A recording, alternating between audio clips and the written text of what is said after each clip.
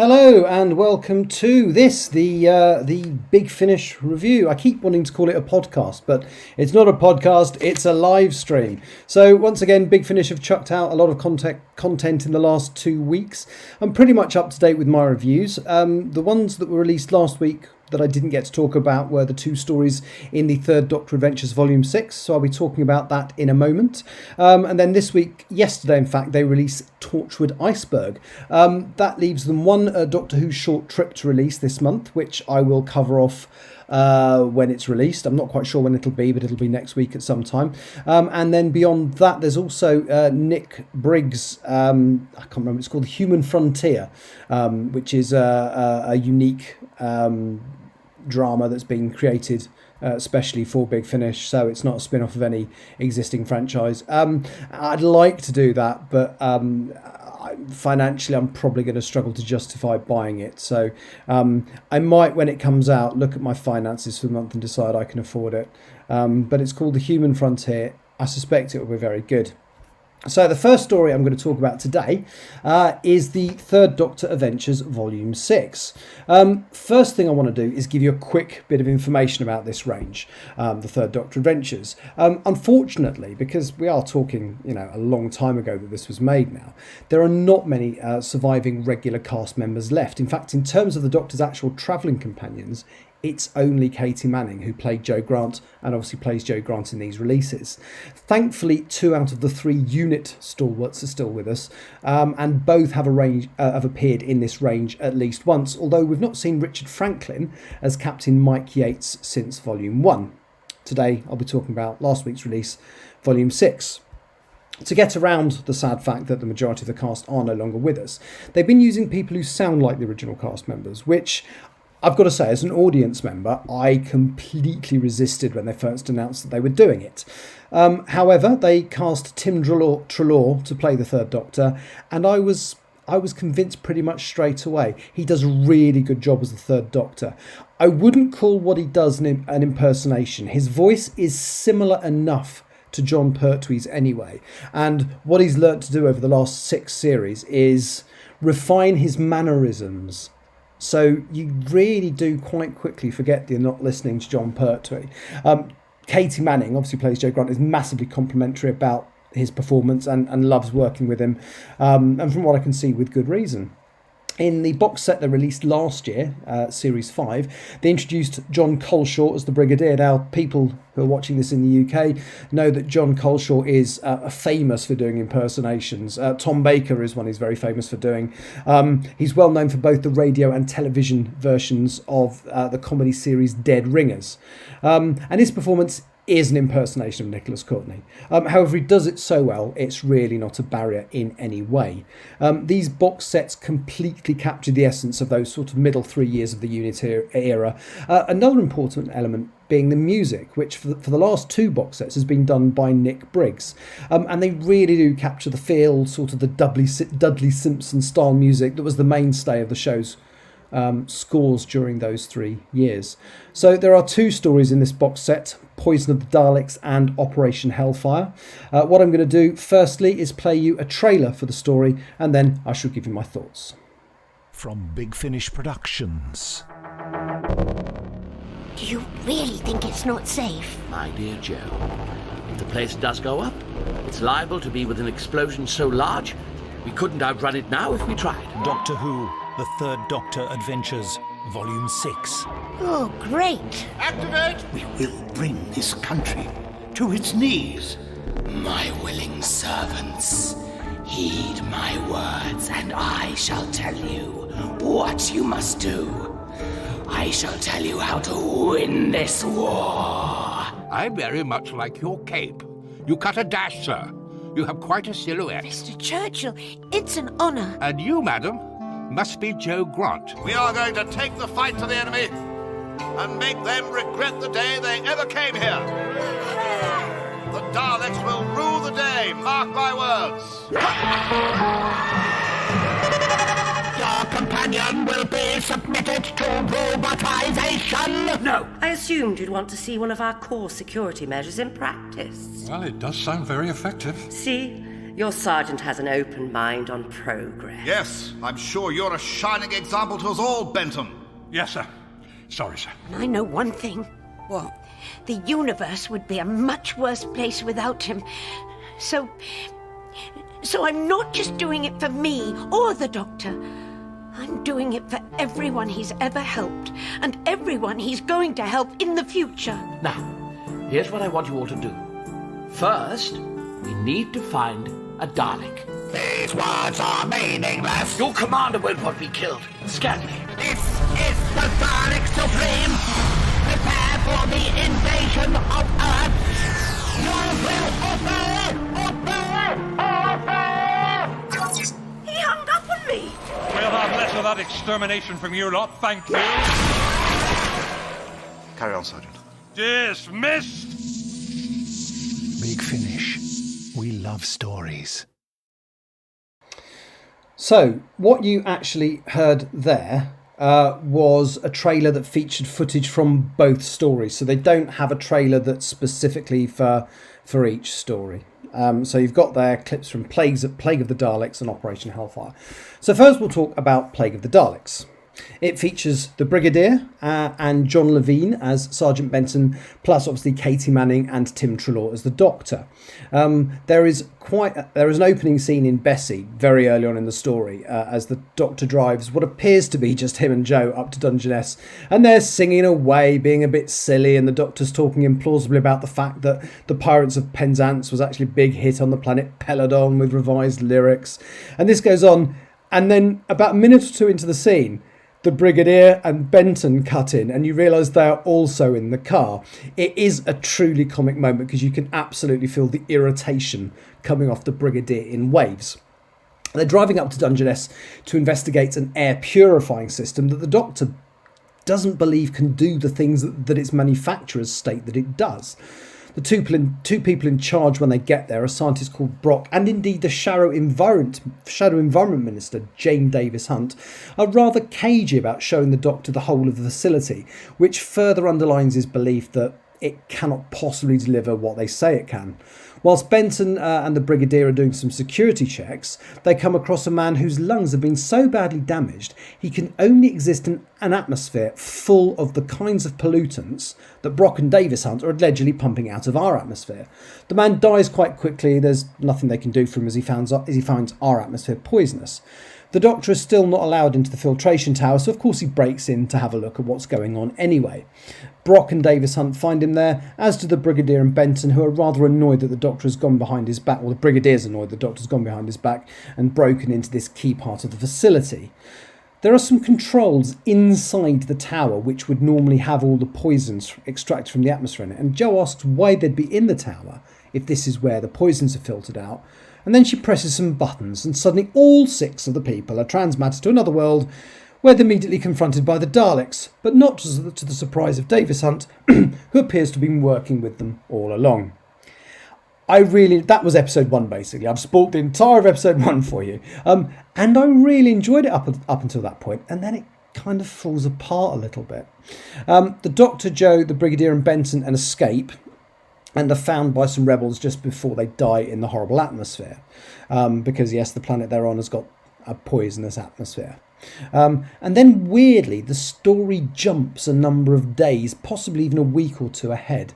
And it's really very badly signposted to the listener. When I initially listened to this first scene, I didn't actually know what was going on. Now, I know Big Finish are usually very careful not to put in clunky radio dialogue like, "Oh, Doctor, he's got a gun and he's pointing it at you," that kind of thing. They try to avoid that. But sometimes you need to use dialogue to fill the gap left by the absence of pictures. But it needed something at the beginning of that scene to establish the fact that several days had passed. And I actually had to wind the scene back and listen to it again because I was not actually sure what was happening on that first listen. The next thing I didn't like was the way they introduced a character called Red. Now, she's the resistance person that rescues the Doctor and the gang from the atmosphere immediately after they've escaped the Daleks. She's not named in that scene, which is about 3 minutes into the episode. She's then not named in the next scene she's in 3 minutes later. There's a scene 5 minutes after that where the Doctor talks about what Jo and Red are going to do tomorrow, but Red's not in the scene, so we don't know that it's definitely the person we've already met. In fact, it's not until nearly 20 minutes after the character is introduced that someone calls her by her name, and we finally know that the person the Doctor and Jo are talking about is that self-save person. It's really unusual for Big Finish. They're usually absolute masters of making sure you know who is who in the play, which just left me kind of tearing my hair out. The next problem is the character Squodge. I'm not joking. Apart from the ridiculous name, and even the actor who plays the character doesn't seem that impressed with the name when you listen to her talk on the CD extras, the character doesn't get on with the Doctor, even though they are helping each other.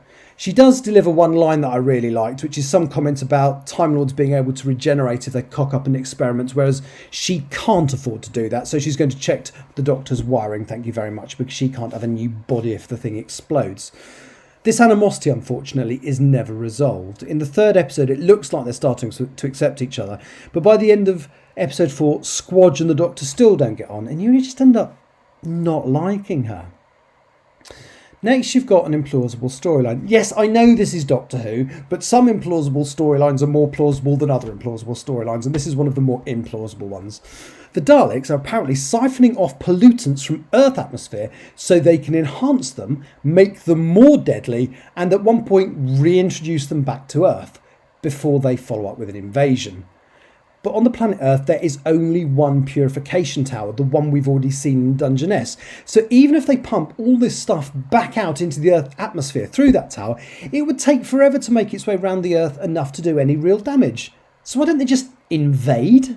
It's a shame because the start of the story, it looked like it was going to be another sort of scientific take or science fiction take on the evils of pollution in the same way that the Green Death was, in the TV series. But the plot is so implausible, it kind of doesn't say anything about the subject matter at all. It's not like the Daleks were planning to send the pollutants down the time tunnel and then invade at a later date, because they were going to go down the thing at the same time. And also, they don't know how the time tunnel vortex thing works and have to rely on the Doctor or Squodge to adapt it to work for them.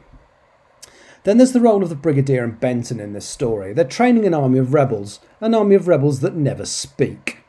Until episode 3, where one of them does. I'm often impressed with Big Finish when I realise a story has only 6 or 7 cast members, and yet somehow they feel like they've created an entire world. This story sadly feels the exact opposite. It has a decent sized cast, but it felt like there were only a handful of people on this planet. It was genuinely lovely to hear John Coleshaw and Ian Levine getting some extended scenes together. These characters are fantastic and are played so well by these two actors. As I said, at some point I hope they'll do a unit story in this range that features Captain Yates as well. We haven't seen him for far too long. So I enjoyed that. It wasn't all bad. Nick Briggs is as ever brilliant as the Daleks. And like I said before, I really enjoyed his music score. Ellie Garnett, who plays Jane Davis Hunt, is a great baddie. TV viewers who are really into the TV show will recognise her as Clive's wife in the very first episode, Rose. She's scheming and nasty in this and actually fails to recognise the real threat of the Daleks, getting annoyed with them when they don't give her the reverence she feels she deserves, and just not getting the hint that she's not really in charge. The scenes with the Daleks taking over the Dungeness station are really good, and the inevitable demise of all the staff working there fairly predictable but still quite shocking. I almost wish she'd survived though to face up to the reality of what she got involved in. The second story is called Operation Hellfire. It wasn't until I listened to the extras that I actually realised that, with the exception of a visit to an unspecified year in the Middle Ages in the 5th series of the John Pertwee stories, The Time Warrior, the Doctor, apart from then, never visited a specific point in Earth's history during his run on television between 1970 and 1974. It kind of makes sense if you think about it. A lot of the time, he was exiled to Earth, and when he did get the TARDIS back working, he often went into the future. And when the Time Lords sent him on missions, even when he was on his exile, it was often still to the future. So in fact, literally, the only time they appeared in the past was in the Time Warrior, but we don't know when. It's sometime in the Middle Ages. So this story is Big Finish's attempt to rectify that. And And once the story gets going, we're sent back into the 1940s again for the second time this month. Only this time it's the UK and initially London itself, unlike Scorched Earth from earlier in the month, which took the Sixth Doctor to France in 1944. Operation Hellfire has a really strong cast. Terry Molloy is in it, and for once he's not playing Davros. He's playing the rather nasty cult leader Sir Davenport Finch. And also, Ian McNeice returns as Winston Churchill. McNeice has done really well out of Big Finish, particularly recently. So in the past they've released 2 box sets of narrated audiobooks in which he gets to meet doctors from the new series. I assume they've chosen to do these as narrated audiobooks rather than full cast audio dramas because the only modern Doctor who is currently happy to work with Big Finish is David Tennant. So on top of those 8 tales, more recently he's appeared alongside the 7th Doctor in a monthly adventure that was released in January called Subterfuge. And he also appeared alongside the 8th Doctor in an episode from in one of the Ravenous box sets. In this story, it's more of an extended cameo. He only really appears in a handful of scenes, but it's great to hear him, and I really hope they find ways to get him to interact with, the Doctors he hasn't met soon. I've got to say, an adventure with the 6th Doctor, Flip, and Mrs. Clark, who is from that era, would be especially welcome.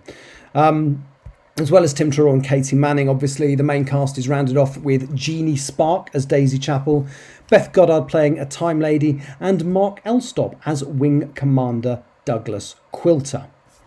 Much like the previous story, episode 1 kind of sets up the scenario and is set in a different location to the remainder of the episodes.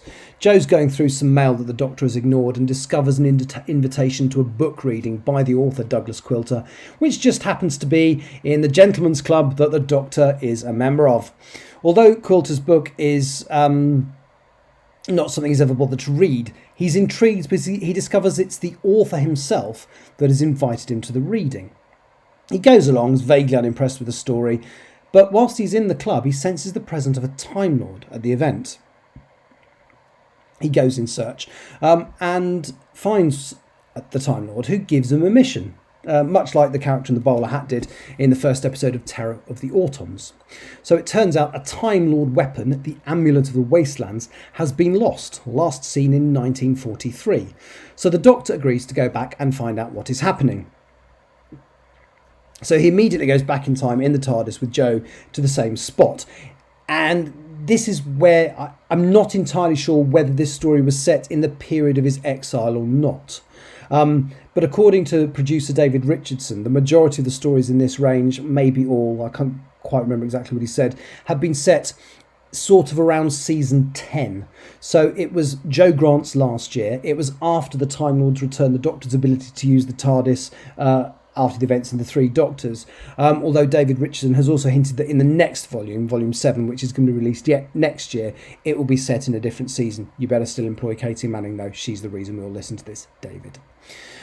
So once, whether the TARDIS is been set up to be operated once or whether the Doctor can operate the TARDIS as normal, the Doctor and Joe arrive in the TARDIS in 1943 in the same location in the club, and they're arrested by Wing Commander Douglas Quilter, who they just met in 1970 whatever, or 1980 whatever, depending on what you believe about that particular era of the unit adventures.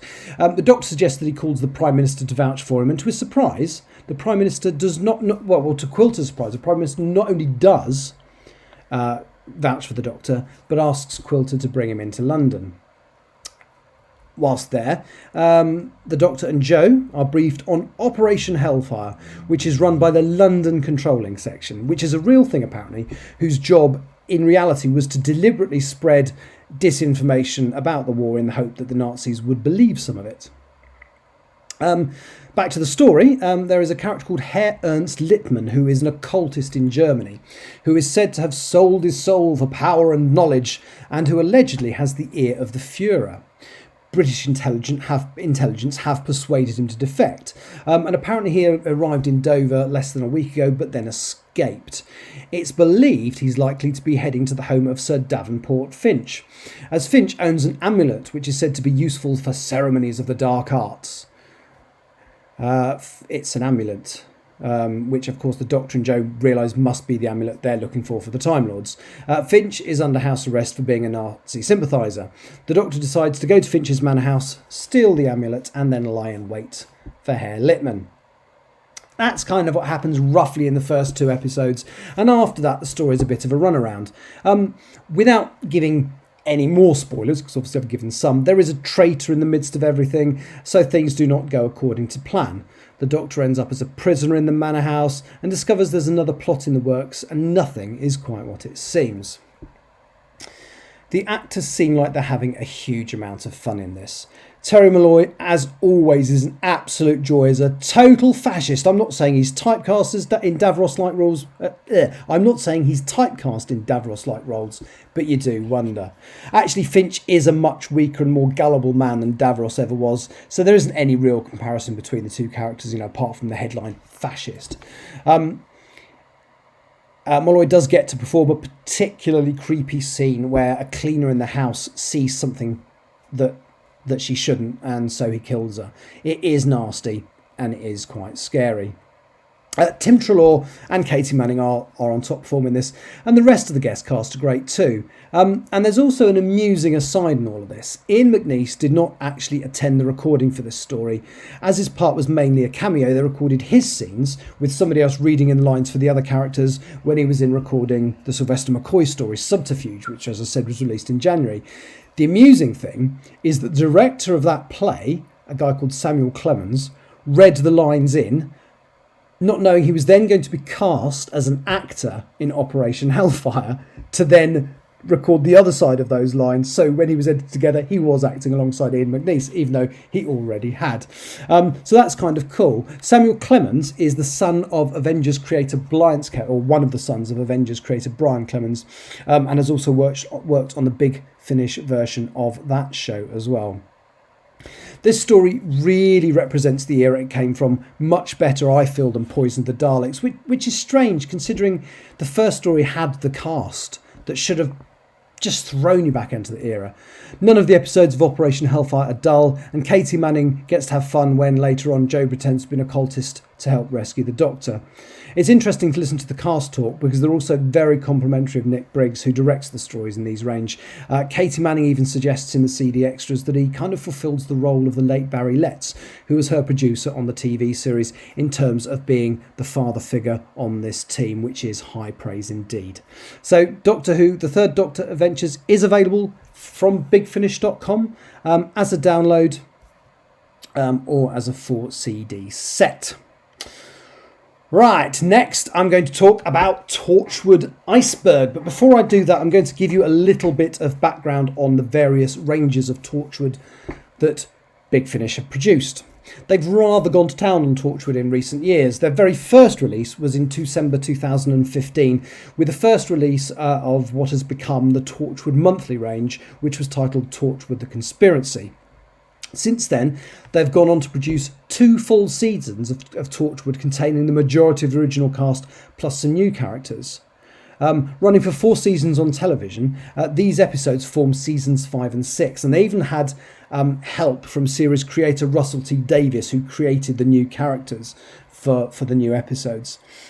In addition to that, they've done a nice series of box sets called Torchwood 1, which tell the story of the original Torchwood site in London at Canary Wharf, kind of from the point where Yanto starts working with them, and then up to, but not including, the climactic battle from the Doctor Who episode Doomsday.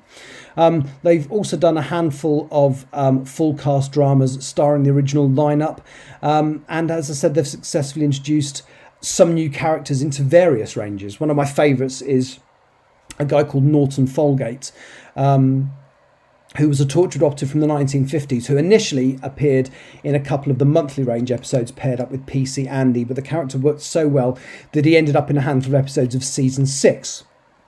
And he's also getting his own spin-off series, Torchwood Soho, which I think is set in his own era, the 1950s, which is due to be released later this year. But back to the monthly range. There are full cast audio dramas. They are full cast audio dramas, but they usually concentrate on 1 or sometimes 2 of the main Torchwood cast. And indeed, occasionally they concentrate on someone else entirely, presenting a story from Torchwood's history featuring none of the cast of the television show.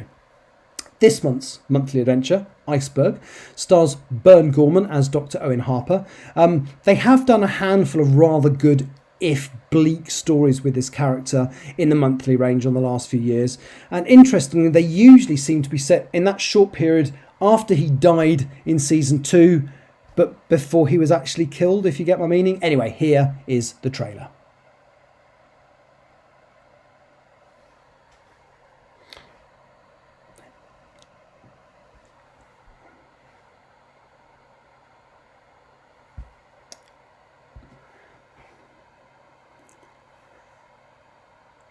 Do you think if I keep saying here is the trailer, it'll come? I had queued it up. Oh, bear with me. I'm just going to see if I can call it up from my laptop instead of from the control pad. Here goes.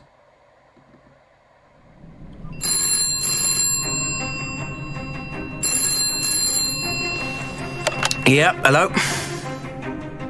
Hello? Look, it's 1 o'clock in the morning and I'm very tired, so... Hello, Harper. Who's this?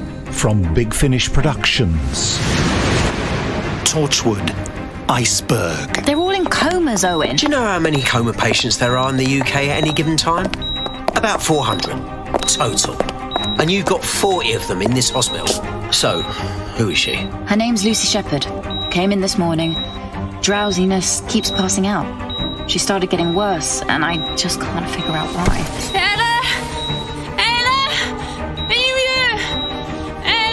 Oh yeah, that's the other thing. She's vividly hallucinating her dead sister. Now you tell me. Big Finish. We love stories. I'll tell you one thing. Whatever this is, it's not human.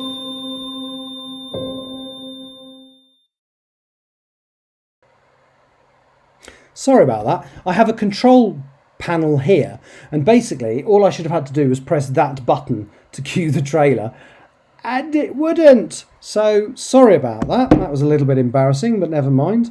It's live, so I can't change it. Right, so Torchwood Iceberg is set overnight in a hospital in Cardiff. It's a play that comes in at just under 1 hour and only has 3 characters. Bern Gorman stars as Owen Harper. For once, the story is not set during his dead phase, as far as I can tell. At least there's no reference there are no direct reference to it. Maya Soroya stars as Amira, a fellow doctor who calls Owen in to investigate the strange case of a girl called Lucy, played by Lowry Walton, who is in a weird coma that Amira doesn't really understand. She used to be a friend of one of Owen's exes, who died 18 months ago. Amira expected Owen to stay in touch with her after the funeral, only he didn't. She had no idea where he went to work, and has heard rumours that he's working for a top secret organisation, which of course is what happened. I'm not exactly sure when this is set. Owen does speak to Tosh on the phone at the end, but that doesn't really prove anything because they died at the same time in the TV show anyway. It could be set during seasons 1 or 2. Indeed, it could be set before that. Torchwood Iceberg is a tight little play. As usual with this range, when they get it right, the fact that the cast is small is absolutely no indication of the quality of the piece. Initially, it looks like it's going to be a character drama about a piece of Owen's past suddenly crashing into his present. Now, normally I don't worry too much about giving away spoilers, but if I did give any spoilers away, it would totally undermine the whole enjoyment of this plot. So I'm going to try and tell you what I think whilst avoiding anything that's a dead giveaway. Suffice to say, there is a lot more going on than there initially appears.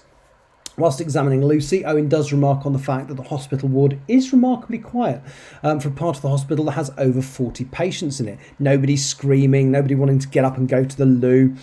This seems like quite an innocent comment initially, but of course it isn't, and later becomes the crux of the matter. I won't explain exactly what's going on, but what I will say is the concept of the titular iceberg is really neat and very interesting. I'll give you a small clue. All icebergs form around one tiny fragment of matter.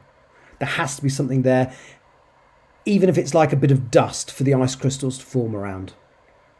And that's an analogy for what's going on in this story. And when the concept is explained, I have to confess, I thought it was really interesting. And then there's a revelation later on related to what Owen refers to as parthenogenesis, which then steps the story up a further notch, especially when you suss out fairly quickly what the immediate consequences will be for Owen. Torchwood has consistently been one of Big Finish's strongest ranges, and these small character dramas work exceedingly well. I have no idea, or I had no idea, how Owen was going to get out of this situation, but the revelations, observations about his character, and the ultimate denouement serve to underline what a fascinating, complex, if not very nice character Owen Harper is. Definitely interesting. Once again, he's put through the emotional ringer, which does seem to be a pattern of whenever he turns up in these single monthly releases. This is the 38th of the monthly releases and the 4th one to start Owen, and he usually has a pretty crappy time in them, and Iceberg is no exception. I really enjoyed it. It's another strong entry into the exceedingly strong and healthy monthly range. Next month we see the return of Tosh and Yanto in a tale called Dinner and a Show. Bearing in mind, last month's starred Sir Michael Palin, so they are really going from strength to strength. I'm really looking forward to the next one. So the only remaining release that Big Finish have released at all this month that I intend to cover is the Doctor Who short trips story Regeneration Impossible, which I'm guessing now is going to come out next week. And as I said before, the only other release of note this month is Nick Briggs' The Human Frontier. I'm fascinated by it, but because I'm not working at the moment, I do have to make a decision whether I can afford to buy it or not. My initial thoughts are not to, but it does sound really interesting, so I may change my mind. But hopefully neither of Regeneration Impossible or The Human Frontier will have been released before Sunday, which is when I do my next one of these. So finally, I get to do something from the back catalogue. And I haven't decided how I'm going to go about this. I think I'm going to dip into other ranges, but I think it makes a lot of sense for the first sort of historical release to talk about is to go back to the very first play that Big Finish ever produced in 1999, which was an adaptation of the very first Bernice Summerfield standalone story in the Virgin Books range, Oh No It Isn't. That's the name of the story. That gives you a clue. I might even cover the first two, actually. So you've got Oh No It Isn't was the first play, and Beyond the Sun, both of which were released before they were doing any Doctor Who releases at all. So unless something staggering happens before I come back to you on Sunday, and I think Sunday I'm on at midday UK time, which is 11 o'clock GMT. So thank you so much for watching. I'll be back on Sunday. Go to bigfinish.com and buy as much of their stuff as you can afford. Honestly, they are seriously amazing. I'm now going to activate the closing titles, and let's just hope they actually work this time. So, closing titles.